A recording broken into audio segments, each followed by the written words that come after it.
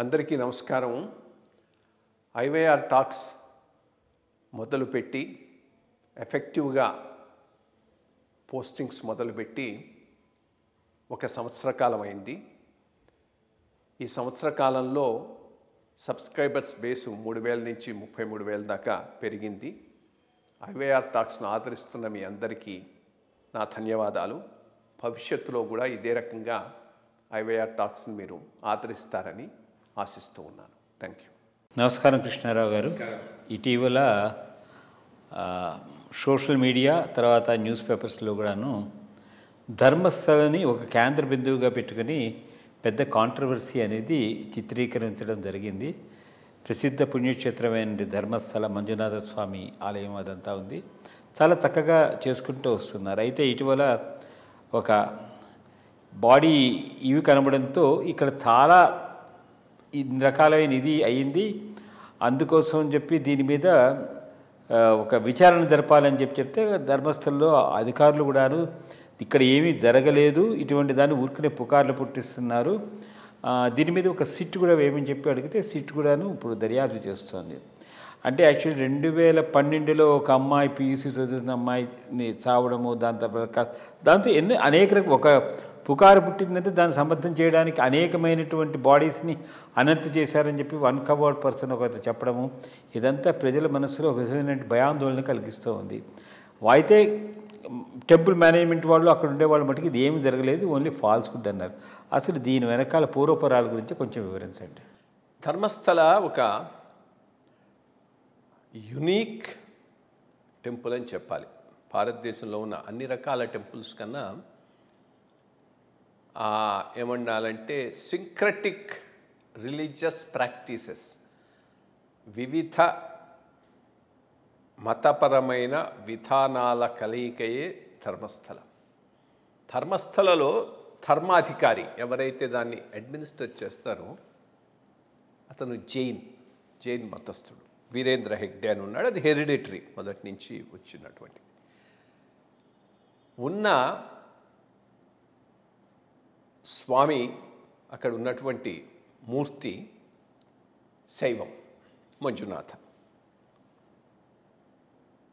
పూజ చేసే అర్చకులు వైష్ణవులు.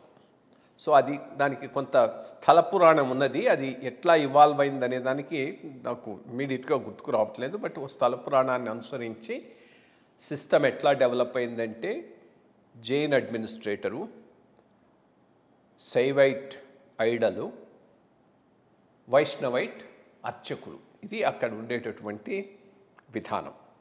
సరే, ప్రాశస్త్యం ఉంది, ప్రజలు నమ్ముతారు కాబట్టి చాలా పెద్ద ఎత్తున ఏరియాలో ఫాలోయింగ్ ఉంది.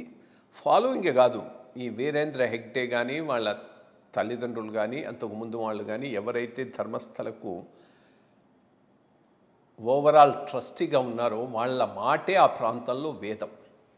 ఏవైనా సివిల్ డిస్ప్యూట్స్ ఉంటే వాళ్ళు కోర్టుకు గిట్టుకెళ్ళరు, ఆ హెగ్డే గారి దగ్గర పోయి కూర్చొని సార్ట్అవుట్ చేసుకుంటూ ఉంటారు. ధర్మస్థలలో టెంపుల్కి వచ్చిన ఆదాయాన్ని పెట్టి పెద్ద ఎత్తున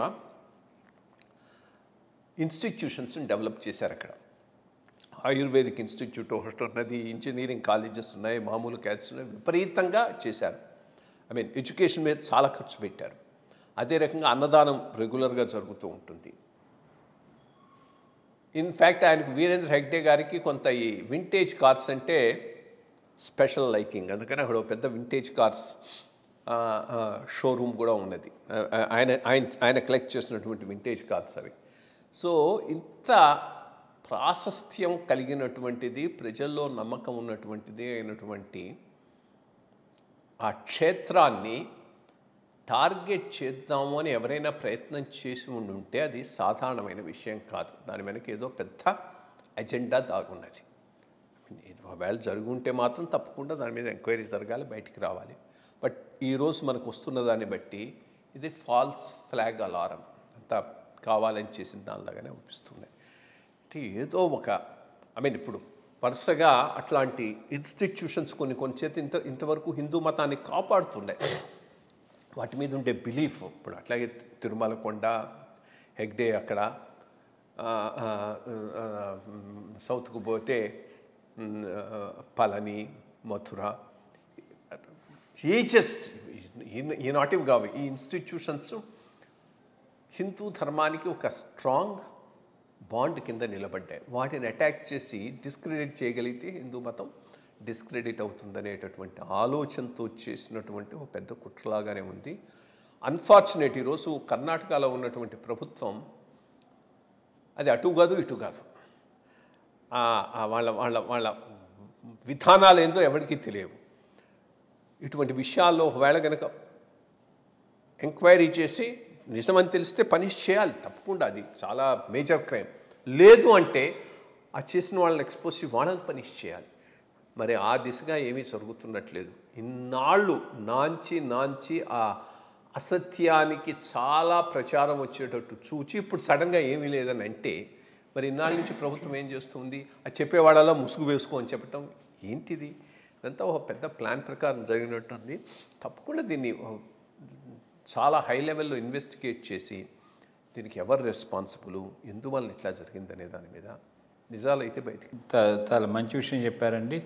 నిజాలను నిగ్గు తేలిస్తే అందరికీను మానసిక ప్రశాంతత అయితే ఉంటుంది. నమస్కారం. ఎంత 5 minutes?